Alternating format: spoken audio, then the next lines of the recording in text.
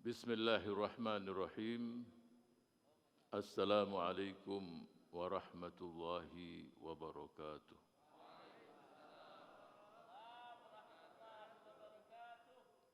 Alhamdulillahil qail fi kitabihil karim. A'udzu billahi as-sami'il alim minasy syaithanir rajim. Wa ta'awanu 'alal birri wat taqwa wa la ta'awanu 'alal itsmi wal 'udwan. أشهد أن لا إله إلا الله وأشهد أن محمدًا عبده ورسوله سيدنا وحبيبنا محمد القائل يسروا ولا تعسروا وبشروا ولا تنفروا وعلى آله وصحبه ومن ادعى بدعوته إلى يوم الدين أما بعد اللهم لا سهل إلا ما جعلته سهلا وأنت تجعل الحزن إذا شئت سهلا. الحمد لله والشكر لله ولا حول ولا قوة إلا بالله.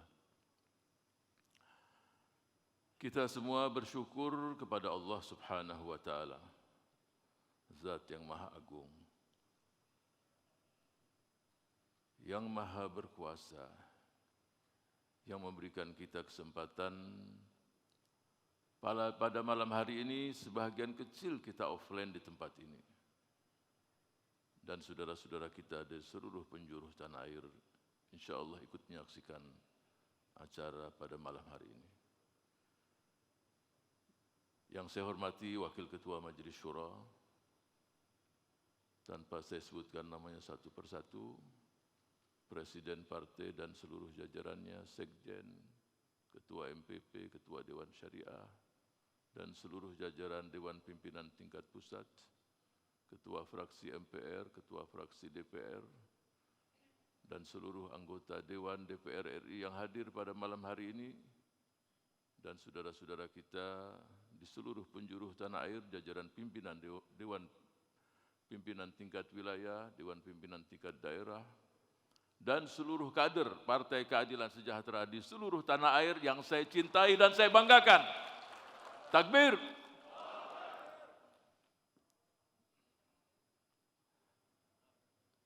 Yang ingin saya sampaikan seperti tema yang tertulis di sini, terus melayani dan membela rakyat.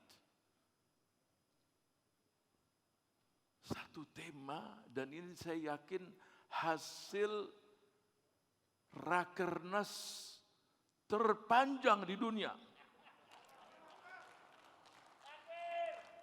18 hari siang malam lagi. Tidak mungkin Rakernas cuma siang, kan ada malam juga. Walaupun malamnya itu sebagian juga pasti dipakai untuk tidur. Dan mimpinya itu muncul ide-ide dan gagasan-gagasan yang indah. Bayangkan sambil tidur, mimpi muncul gagasan-gagasan baru. Jadi selama 18 hari, memang saya lihat-lihat acara Rakernas Partai A, Partai B, C, paling 2-3 hari. Ini 18 hari, Masya Allah.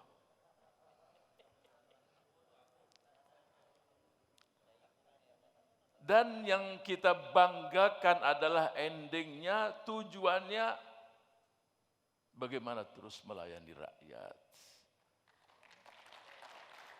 Mewujudkan cita-cita dan keinginan kelompok marginal, kelompok miskin. Para buruh, para petani, para kelompok-kelompok miskin, ibu rumah tangga, dan seluruh komponen bangsa. Banyak keinginan cita-cita mereka. Dan mereka berharap kalaupun saat ini mereka dalam kondisi susah, mereka berharap ke depan anak cucu mereka bisa meraih kehidupan yang lebih bagus ke depan. Siap mewujudkannya biiznillah. Takbir. Kalau bangsa-bangsa lain mampu mensejahterakan rakyatnya, ya kita harus.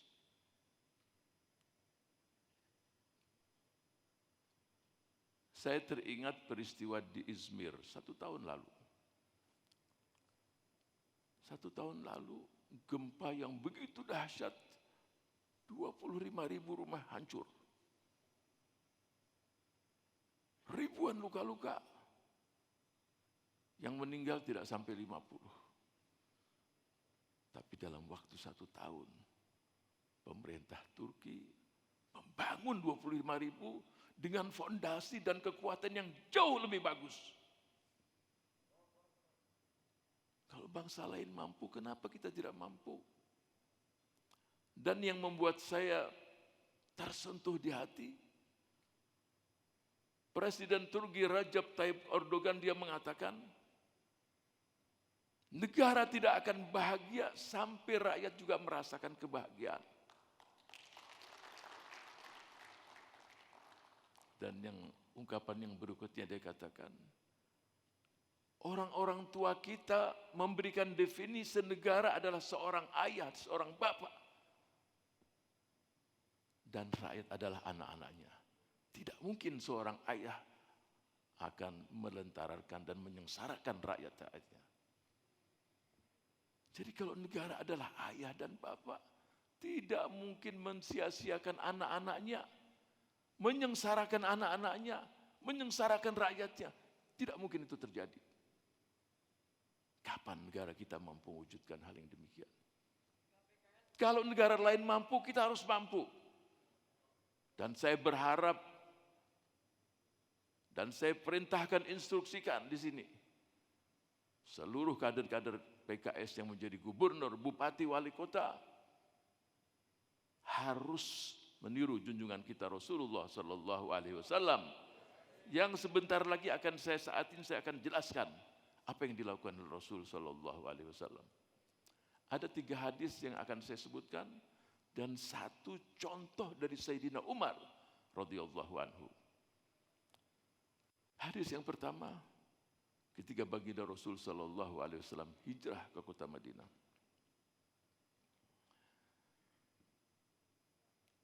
Ketika beliau berada di kota Mekah, Rasul musuh kaum kufar Quraisy. Tapi mereka-mereka yang kaya raya menitipkan harta bendanya kepada Rasul kita Sallallahu Alaihi Wasallam. Al-Amin, pasti aman. Dan ketika hijrah ke kota Madinah, Islam tidak menghalalkan segala cara. Dipesankan kepada Sayyidina Ali radhiyallahu anhu, wa karramallahu wajhahu, kembalikan harta ini kepada pemiliknya. Selama 3 hari Sayyidina Ali, sampai terlambat menyusul Rasul 3 hari, dikembalikan semuanya. Rasul berangkat ke Madinah dengan sangat sederhana. Perjalanan 10 hari atau kurang lebihlah 10 hari. Tidak ada dalam ajaran Islam kita ambil harta ini dan kita gunakan untuk melawan musuh-musuh Islam. Tidak ada. Kembalikan. Di perjalanan, ya, makanan bekal sudah habis. Mampir di salah satu perkemahan.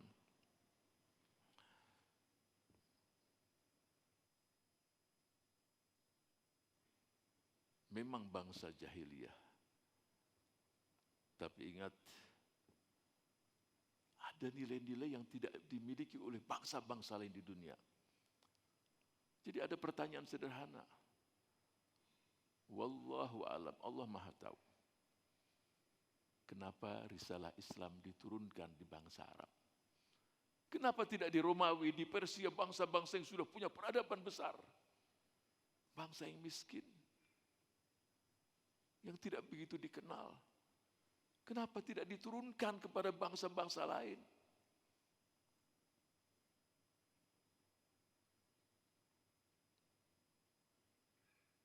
Ketika saya bertanya kepada sebagian ikhwah, saya tanya, ya mereka mengatakan mereka jahiliyah.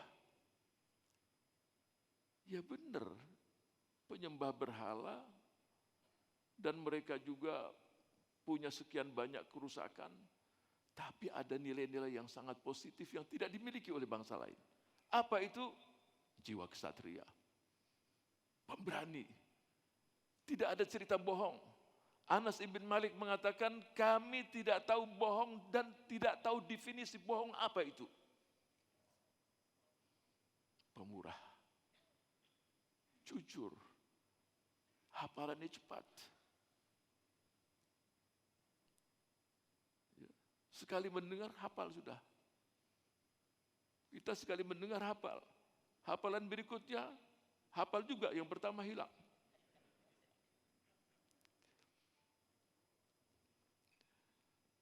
Tapi yang penting jangan sampai lupa nama istri. Nah, ini penting. Jangan semakin tua lupa, apalagi menyebutkan nama yang lain. Nah, itu bahaya.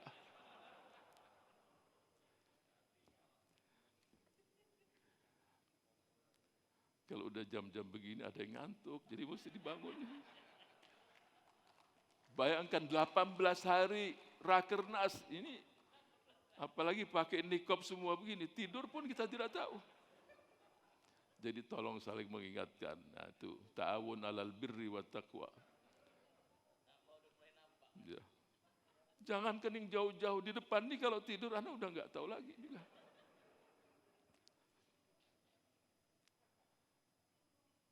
Sampailah baginda Rasul di perkemahan Ummi Ma'bad. Nah, ini kepemurahan. Tapi sebelum saya lanjutkan, mungkin masih antum mau, kenapa diturunkan? Sekali lagi Allah yang Maha tahu.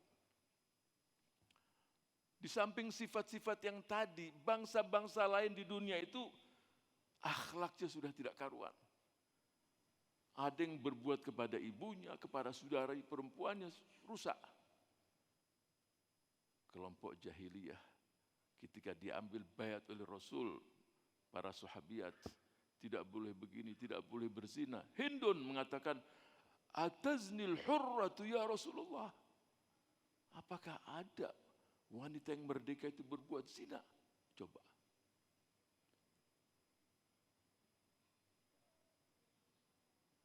Jadi menghargai wanita, menjaga tetangga, luar biasa. Walaupun beda agama. Sehingga salah satu sahabiat muslimah, suaminya di Madinah, dia udah masuk Islam, bawa anaknya untuk berangkat ke Madinah. Tetangganya melihat di Tan'im, artinya di luar kota Mekah. Wahai saudaraku, mau kemana? Ini tetangganya. Saya akan ke Madinah nyusul suami saya. Bagaimana kalau terjadi sesuatu di jalan, kamu sendirian? Saya antar. Ini musyrik coba. Apa yang akan dikatakan oleh dunia, kamu tetangga saya, kemudian terjadi sesuatu di jalan. Diantar sampai ke Madinah, beda agama. Sampai di sana dia pulang. Jadi menjaga kehormatan tetangga, sudah luar biasa. Jadi tidak ada definisi bohong. Sudah ketika diturunkan Al-Quran, As-Sunnah, sampai. Masih banyaklah contoh-contoh yang lain. Tapi saya kembali kepada Ummi Ma'bad. Dia tidak tahu kalau ini adalah Rasulullah Sallallahu Alaihi Wasallam. Rasul bertanya, adakah sesuatu yang bisa kita, biasa kalau di padang pasir mereka punya onta, punya kambing. Ummi Ma'bad mengatakan, tidak ada susu. Ada kambing betina tua, udah nggak ada. Jangankan susunya, dagingnya pun udah nggak ada. Kurus. Izinkan aku memerasnya. Sambil Rasul berdoa, Allahumma barik, berikanlah keberkahan kepada kambing ini, wahai Allah. Diperas, berliter-liter keluar air, coba. Air susunya. Nah, ini yang akan saya garis bawahi. Setelah berliter-liter itu diberikan kepada rombongan, pemilik kemah semua, sudah minum semuanya, barulah Rasul meminum. Sambil bersabda, saqil qaum akhiruhum, yang memberikan minum pada semua orang terakhir baru minum. Ini harus diberikan, diambil contoh kepada pemimpin-pemimpin bangsa ini. Dan antum semuanya, ketika melayani rakyat, memberikan pelayanan pada umat yang terdepan untuk memberikan pelayanan. Tetapi kalau ada sesuatu yang berkaitan dengan duniawi, ya paling berakang. Sebab dunia inilah tempat orang saling bunuh-bunuhan. Nanti berubah di akhirat, ada seorang yang sangat tua, wajahnya jelek. Ya, mengejar mereka di padang mahsyar. Mereka pada lari. Yang tua tadi yang sudah tidak karuan mukanya menakutkan, akulah dunia yang kalian saling berebut di dunia, saling bunuh-bunuhan, saling menyakiti. Saya kembali kepada peristiwa tadi, itu contoh sakil qaum akhiruhum. Hadis yang kedua, di pagi hari Rasul bertanya kepada sahabat-sahabatnya. Hadis sahih diriwayatkan oleh Imam Muslim. Siapa di antara kalian yang pagi hari ini puasa sunnah? Rasul tidak menanyakan, sebutkan ayat-ayat maupun hadis-hadis yang berkaitan dengan keutamaan puasa sunnah. Suara diam semua. Sayyidina Abu Bakar Siddiq mengatakan, aku puasa hari ini wahai Rasul. Jadi kalau puasa sunnah pun tidak niat di malam hari boleh. Asal masih pagi. Ya. Jangan pagi nggak ada makanan, terus siang nggak ada makanan, sampai sebelum terbenam matahari, aku puasa hari ini. Tidak sah itu. Harus pagi. Jadi kalau antum lupa, boleh. Siang berusaha cari makanan nggak dapat. Ditimbang-timbang kalau terus nggak dapat makanan, rugi. Mendingan anda puasa, nggak sah. Apalagi sudah habis asar, habis zuhur, masih pagi oke. Banyak hadis-hadis yang dicontohkan tentang itu. Yang kedua, Rasul bertanya, siapa di antara kalian yang hari ini sudah mengantarkan jenazah? Ada jenazah yang meninggal.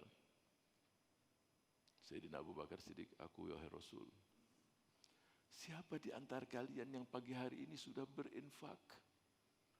Tidak menanyakan tentang hadis tentang ini. Nah ini kaitan dengan pelayanan kepada masyarakat. Dan siapa? Sayyidina Abu Bakar, aku wahai Rasul. Dan pertanyaan yang terakhir. Dan antum sebagian kan para dosen. Enggak ada soal di kampus itu satu soal. Paling sedikit 3-4. Yang terakhir, siapa di antara kalian yang hari ini sudah menjenguk si fulan yang sakit? Aku wahai Rasul sallallahu alaihi wasallam. Sayyidina Abu Bakar Siddiq. Apa sabda Rasulullah sallallahu alaihi wasallam? Tidak terkumpul sifat-sifat tadi pada seorang mukmin illa wa huwa min ahlil jannah. Orang surga. Ini orang semacam ini, sahabat semacam ini, Sayyidina Abu Bakar Siddiq, cerdas secara spiritual dan cerdas secara emosional. Dan tidak disebutkan jumlah infaknya berapa. Sebab dalam hadis yang lain, sabaqa dirhamun mi'ata alaf dirham. Taruhlah 1 dirham, kita uangkan, taruhlah 10.000 lah. 10.000 itu menyelip sampai 1 juta. Atau 1.000 rupiah menyelip 1 juta. Nilainya lebih besar daripada 1 juta. Sebab apa? Sebab seseorang yang berinfak dengan 1.000 rupiah, hartanya cuma 2.000. 50% dari harta yang diinfakkan. Ini harus lihat-lihat ini, tangganya bisa jatuh. Sini saja ya.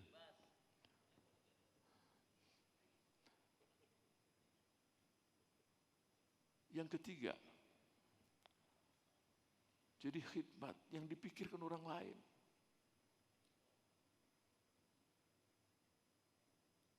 Yang ketiga, hadis yang cukup panjang. Dan kalau kita praktekkan hadis ini, yang bahasa kita terus melayani dan membela rakyat, ya Allah, pahalanya luar biasa. Dalam hadis yang panjang itu Rasul bersabda, li'an yamshiya ahadukum fi qada'i hajati akhihi khairun lahu min an ya'takifa fi masjidi hadza syahran. Nah, kalau kita punya kumpulan hadis-hadis sahih yang ditulis oleh Syekh Albani, seingat saya jilid 2 halaman 608, dia mengatakan hadis ini sahih.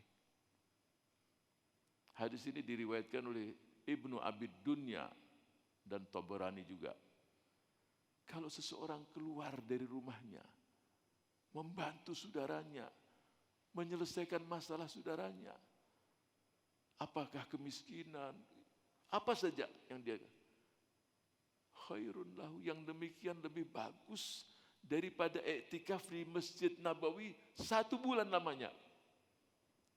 Itu bayangkan. Nggak bisa ke Mekah, nggak bisa umroh. Kalau setiap hari 1 jam, setengah jam, yang miskin dikunjungi, yang ini dibantu.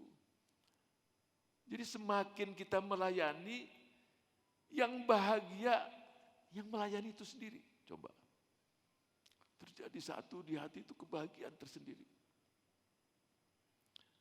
Tidak mungkin seseorang itu merasakan kebahagiaan kecuali memberikan kebahagiaan pada orang lain.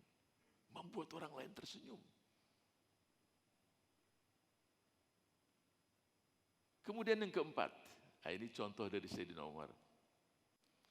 Sayyidina Umar kalau sudah malam hari keliling kota Madinah. Ya jalan kaki, naik apa sajalah. Suatu malam dia jalan dengan Abdurrahman bin Auf, konglomerat. Bayangkan kalau seorang pemimpin di malam hari keliling kota, apalagi ada tanah-tanah kosong.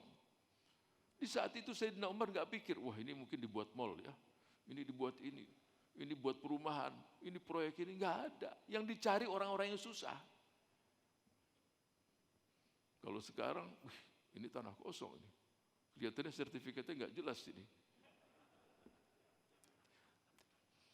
Atau rumah-rumah kumuh. Apa saja bisa dilakukan kalau pemimpinnya tidak mau cinta sama rakyatnya. Wah ini kelihatannya sungai atau kali, kalau sungai susah dibelokkan. Kalau kali, wah ini kelihatannya bisa kita belokkan ke sini. Ini tanah bagus, kelihatannya begini. Udah macam-macam. Sayyidina Umar tidak. Yang dicari orang yang susah. Suatu malam dia jalan sendiri. Ini bisa kita ambil contoh nanti dari peristiwa ini. Suami mengingatkan istri, istri mengingatkan suami. Dia lihat ada kemah baru. Berarti ini masyarakat Badui yang dari daerah jauh buat kemah di situ. Si Badui ini nggak kenal dan saat itu nggak ada media. Dia lihat ada suara wanita di dalam. Ditanya siapa? Istri saya mau melahirkan. Saya nggak tahu mau kemana ini. Terus pulang Sayyidina Umar. Sampai di rumah mungkin sudah jam 9, setengah 10. Istrinya udah tidur. Dibangunin. Wahai istriku, mau pahala enggak? Mau fulus enggak? Enggak ada pahala.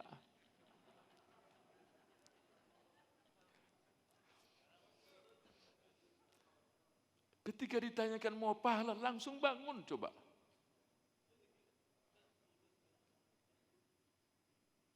Ini kira-kira kalau sekarang bangun enggak ini?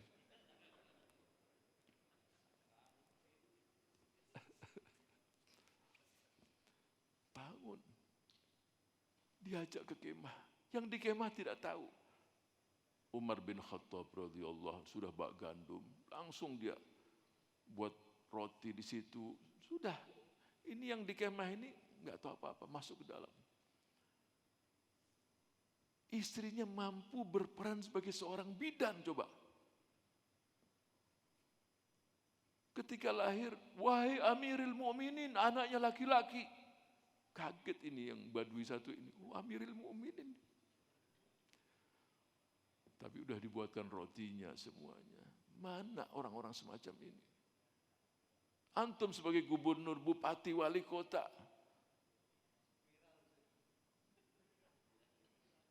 mungkin tidak usah sampai begitu. Berapa banyak rakyat kita yang tinggal di rumah tidak layak huni, coba.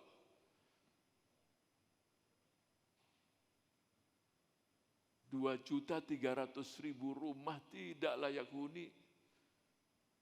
Rumah Aladin. Tahu singkatan Aladin? Atap, lantai, dinding kayak Aladin terbang. Kalau kena angin. Atap, lantai, semua. Mungkin di setiap daerah ada semua. Mungkin sekarang sudah tidak 2.300.000, kalau masa saya 2.300.000. Mungkin sekarang udah 2 juta. Nggak layak. Datangi, sapa. Dan saudara-saudara sebagai anggota dewan, pusat, provinsi, kabupaten, kota, turun, perjuangkan, carikan dana, bantu mereka, buat mereka tersenyum. Mungkin itulah yang membuat kita ditolong dan mendapatkan husnul khatimah nanti di ketika akhir dari hidup seseorang itu sendiri. Mungkin tidak, yang itu mungkin yang paling dicintai oleh Allah Subhanahu wa taala. Wala tastazghir hasanatan fa innaka la tadri bi ayyi hasanatin tudkhiluka al-jannah. Jangan menyepelekan amal yang kecil. Kau tidak tahu amal apa yang membuat kamu masuk surga. Jadi pelayanan di PKS ini, itulah jadi inspirasi. Ya, dalam Partai Keadilan Sejahtera itu untuk terus melayani dan membela rakyat. Contoh-contoh begini. Setengah jam, 1 jam seperti etika di Masjid Rasul. Kalau sehari dia melakukan 4-5 kali, coba pahalanya.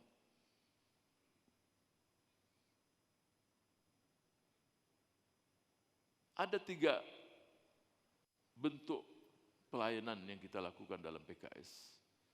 Yang pertama adalah pelayanan dengan hati, bil qalb. Al-khidmah bil qalb. Yang kedua pelayanan dengan akal, dengan pikiran. Dan yang ketiga adalah pelayanan dengan tangan.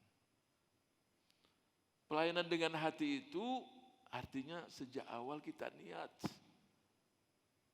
Qul inna salati wa nusuki wa mahyaya wa mamati lillahi rabbil alamin. Innamal a'malu binniyat.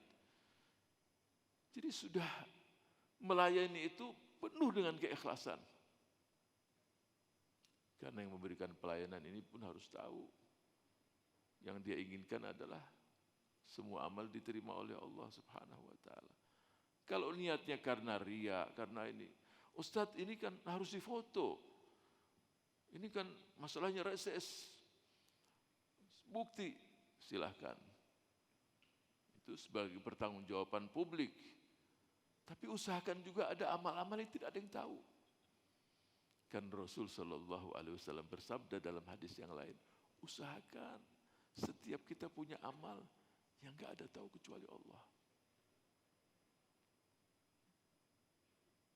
Sehingga dalam salah satu pertempuran, salah seorang sahabat mukanya ditutup. Sebab di zaman itu kalau perang itu duel 1 lawan 1. Muncul dari kufar, terus diminta, mana muslimin? Muncul seorang pemuda yang mukanya nggak kelihatan. 3 kali tumbang lawannya, sekali dia, 2 kali, sampai 3 kali. Tapi nggak ada yang tahu siapa orang ini. Dia ingin mengamalkan hadis tadi. Dan semua kita bisa. Hening di malam hari nggak ada yang tahu. Bahkan di zaman Muhammad ibn Wasi, dia mengatakan, di zaman kami, seorang suami tidur satu bantal dengan istrinya, si suami itu bercucuran air mata, istri tidak tahu.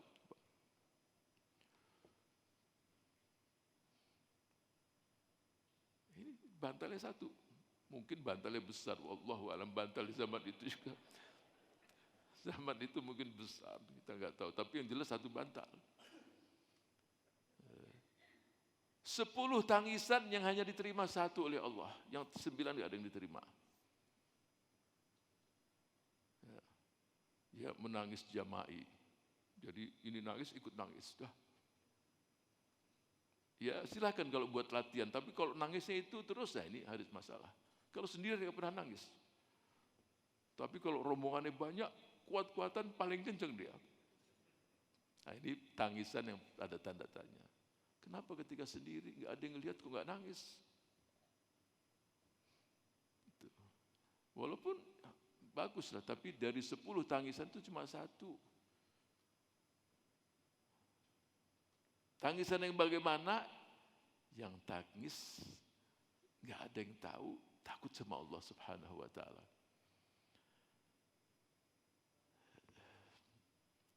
Jadi keikhlasan tadi itulah fondasi dari seluruh pelayanan. Fondasinya di situ. Nah, ini harus. Yang kedua adalah al-khidmah bil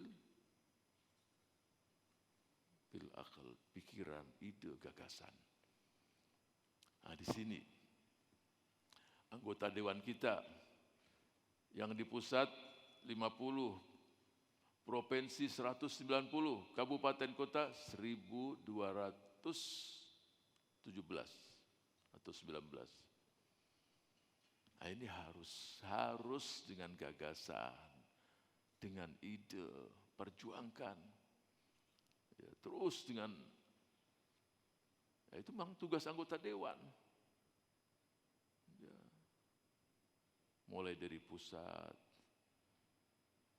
ya, serap aspirasi masyarakat, turun, dengerin keluhan mereka dan seterusnya. Munculkan gagasan-gagasan, perjuangkan di anggaran.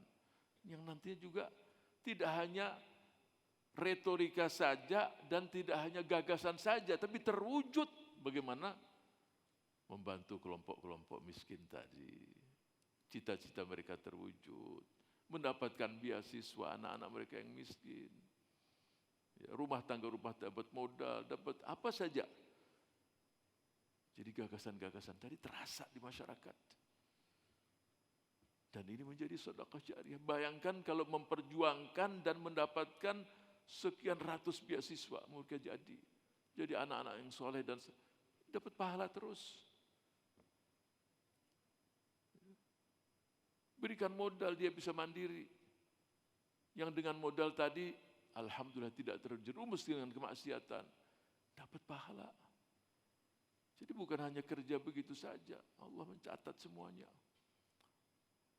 Man dalla ala khairin falahu mithlu ajri fa'ilihi. Jadi menunjukkan yang bagus, mendapatkan solusi, kemudian dia berbuat, dapat pahalanya. Kemudian yang ketiga adalah al-khidmah bil yad. Nah, ini. Nah, di sini peran anggota dewan dan peran eksekutif kita, dua-duanya harus bergerak. Ya. Para gubernur, bupati, wali kota. Tadi saya belum menyapa saudara-saudara kita sebagai gubernur. Jazakumullah khair antum yang sempat hadir dan yang berada di seluruh tanah air. Saya bangga dengan antum semua. Lakukan sebaik mungkin untuk umat. Ya. Berikanlah maksimal tenaga kita untuk contoh. Ambil contoh dari baginda Rasul, dari sahabat-sahabatnya, dari Sayyidina Umar radhiyallahu anhu. Sekali-kali keliling bermalam di rumah-rumah masyarakat. Saya lihat sebagian eksekutif kita melakukan itu bagus. Jadi dengan tenaga turun ke masyarakat, bantu, ya. Bangun gagasan-gagasan, ide-ide yang masyarakat saling tolong-menolong. Kalau gubernur, bupati, wali kota udah punya anggaran, turunkan, kawal supaya sampai ke masyarakat itu semua. Itu. Jadi kalau 3 hal tadi, yang namanya al-khidmah bil qalb, al-khidmah bil lisan, dan al-khidmah bil yad, masalah bencana, Masya Allah, PKS terdepan, itu pertahankan. Apalagi kalau di setiap kabupaten kota yang jumlahnya di atas 500 sekian, kita punya tim satgas atau gerak cepat yang langsung ketika terjadi bencana, kita ada di situ. Tapi Ustadz waktu milih lupa sama kita. Waktu bencana ingat. Ada juga yang mengeluh gitu. Terus maunya antum bencana terus. Kalaupun tidak ingat, jangan saat bencana, tapi deketi, silaturahim. Yang penting niat tadi. Jadi menurut saya adalah kita tidak perlu cari atau menunggu kecintaan umat kepada kita. Yang kita cari adalah kecintaan Allah Subhanahu wa ta'ala. Kalau Allah sudah cinta, nanti umat pun akan cinta. Jadi dalam bergerak itu gak usah pedulikan orang mau benci, mau senang, mau memuji, itu gak perlu dilihat. Itulah sikap baginda Rasul sallallahu alaihi wasallam. In lam yakun bika alayya ghadabun fala ubali. Asalkan engkau tidak murka padaku ya Allah. Asal engkau tidak benci kepada ibu ya Allah, aku tidak peduli semuanya. Nah, itu. Jadi dilempari batu, ditaruh kotoran, gak peduli manusia begitu. Yang dia cari adalah asal Allah tidak murka, Allah tidak benci. Mendapatkannya itu, ya semua kita punya peluang. Tinggal sejauh mana kecintaan kita kepada Allah Subhanahu wa ta'ala. Ya. Orang kalau mencintai sesuatu pasti akan menyebut namanya terlalu. Sejauh mana kita menyebut nama Allah. Ya. Dan istri kita, suami kita harus tahu yang paling aku cinta adalah Allah dan Rasulnya. Melebihi kamu wahai istriku. Melebihi kamu wahai suamiku. Cinta yang semua juga akan diuntungkan kalau kecintaan itu muncul. Kalau Allah sudah mencintai hambanya, dia katakan pada malaikatnya, wahai malaikatku, beritahu ya kepada seluruh bumi, penduduk bumi bahwa aku mencintai sepulan. Dan nanti Allah jadikan mereka itu mencintai orang tersebut. Hati di tangan Allah. Intan surullah yansurkum, seperti yang saya sering katakan. Kalau engkau menangkan Allah, pasti Allah akan memenangkan kamu. Menangkan Allah dalam mahabbah kepada Allah. Menangkan Allah dalam ukhuwah, menangkan Allah dalam tadi pelayanan kepada rakyat tadi. Lillahi ta'ala. Kalau itu semua kita lakukan, ya kita akan mendapatkan kemenangan dari Allah Subhanahu wa ta'ala. Terus melayani dan membela rakyat. Kalau itu kita lakukan terus, dan endingnya juga kitalah yang terus akan bersama-sama dengan seluruh komponen bangsa membangun negeri ini. Mencintai negeri ini dan mencintai seluruh isinya. Ketika kita terus melayani, kita tidak pilih-pilih. Oh, yang kita layani hanya kelompok tertentu yang memilih kita. Tidak. Layani dan bela apapun kelompoknya, apapun sukunya, apapun agamanya. Tapi mereka tidak pilih kita, tidak apa-apa. Kalaupun seseorang tidak memilih kita, dan Allah jadikan kader-kader kita sebagai eksekutif, jangan balas keburukan dengan keburukan. Kalau tidak memilih kita, mungkin saat itu dia tidak tahu. Balaslah dengan kebaikan. Jangan kalah dengan pohon yang rindang dan banyak buahnya. Dilempari oleh masyarakat dengan batu, dibalas dengan buah. Dan Allah Subhanahu wa ta'ala menciptakan seluruh alam semesta. Diciptakan untuk memberikan manfaat untuk orang lain. Laut tidak pernah memakan ikannya.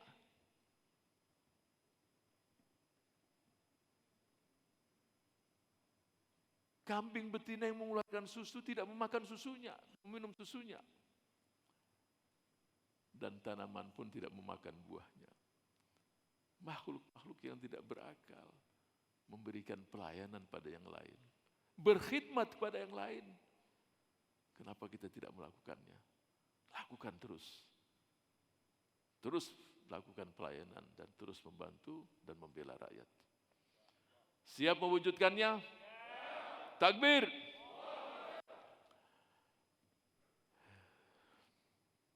Batik tulis dari Pekalongan.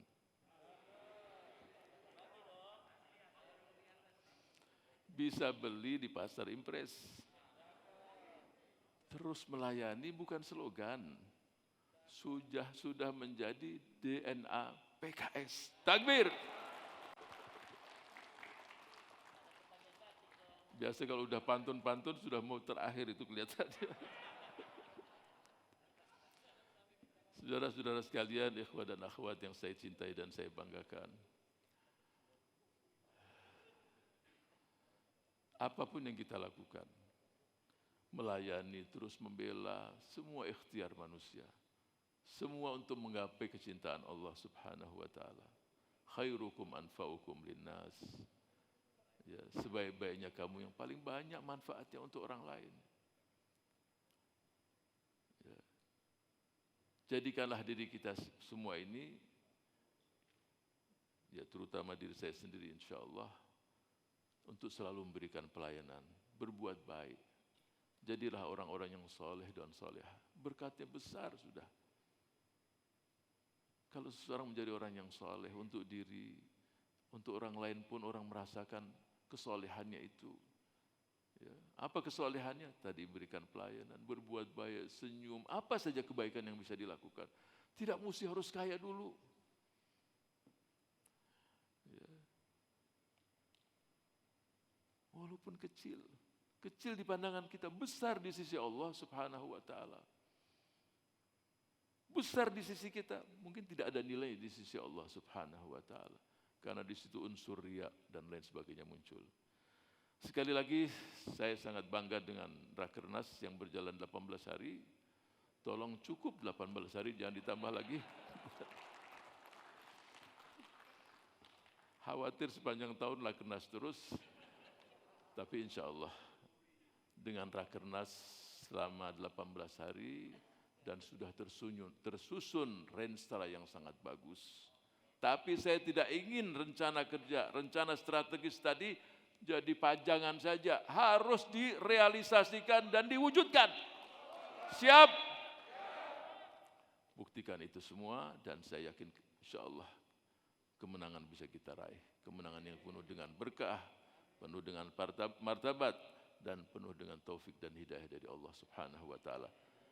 Baiklah, saya ingin tanya tapi berdiri dulu supaya ketahuan yang tidur tidak tidur. Siap menjadi pembela dan pelayan rakyat? Siap menjadi pelayan rakyat? Siap. Takbir. Allahu Akbar. Takbir. Allahu Akbar. Merdeka. Wassalamualaikum warahmatullahi wabarakatuh.